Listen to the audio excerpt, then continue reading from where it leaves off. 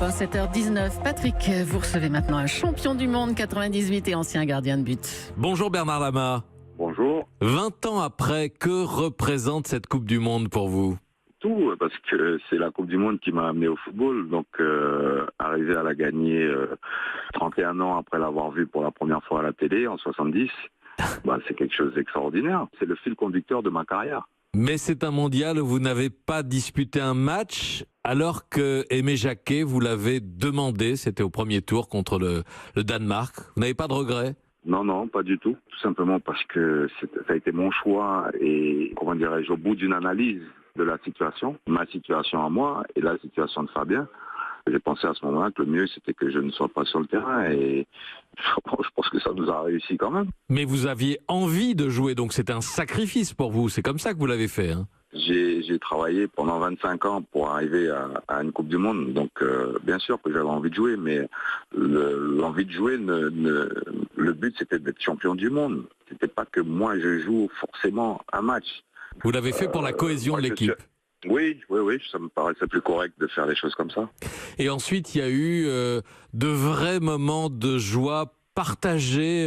On a revu cette image dans le documentaire diffusé par TF1 dimanche soir après la demi-finale gagnée contre la Croatie. On vous voit porter Thuram sur vos épaules. Oui, c'était le héros du jour. Hein. C'était le héros du jour. Et Lilian, c'est mon pote, c'est le parrain de ma fille. Et en plus, il était responsable sur le but que l'on avait encaissé. Ouais. Donc, je pense que sa carrière aurait pu être terminée ce jour-là aussi, parce que les fusils étaient déjà prêts. Donc voilà pourquoi je l'ai mis sur mes épaules. C'était le héros du jour. Avec ces deux buts marqués ce soir-là, vous allez retrouver donc vos coéquipiers ce soir à Nanterre. Comment vous l'abordez ce match de gala? Vous êtes entraîné d'abord, Bernard Lama? Je vais être sincère avec vous. Je n'ai pas pu m'entraîner ces derniers mois parce que aujourd'hui, j'ai quand même pas mal de boulot en dehors du sport et on a eu pas mal de soucis en Guyane au niveau social. Donc, c'est compliqué quand vous avez ce climat-là d'aller s'entraîner. Je ferai certainement une apparition ce soir. Mais l'idée, c'est de se retrouver, bien sûr, parce que ça fait longtemps qu'on ne s'est pas tous retrouvés ensemble. Communier de nouveau avec le public. En plus, on est en début de Coupe du Monde. Donc, l'idée, c'est d'envoyer un message d'encouragement aussi aux Bleus qui sont là-bas en Russie et puis de leur souhaiter bonne chance. Alors, ces Bleus qui viennent de s'installer en Russie, vous les voyez aller loin dans la compétition? Comment vous les regardez? On espère déjà, premièrement, il y a le regard du supporter, puis après il y a le regard du spécialiste qui dit attention, parce que c'est compliqué, c'est difficile. Ouais.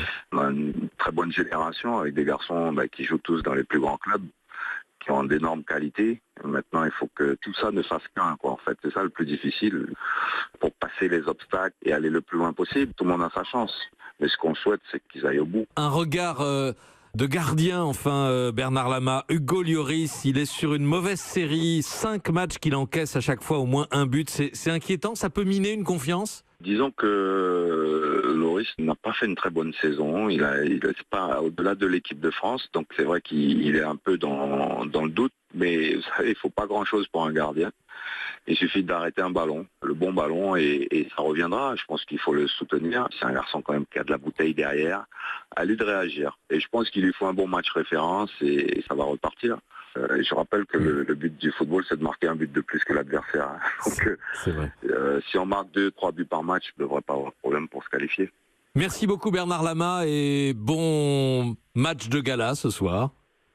Merci beaucoup. Même si on a compris que le chat, c'est l'un de vos surnoms à l'époque, avait un peu perdu de sa détente. Oui, mais attendez, vous savez bien que les chats, ils ont cette vie. Empêchez-vous quand même. Merci encore et bonne journée. Bien, merci. Au revoir.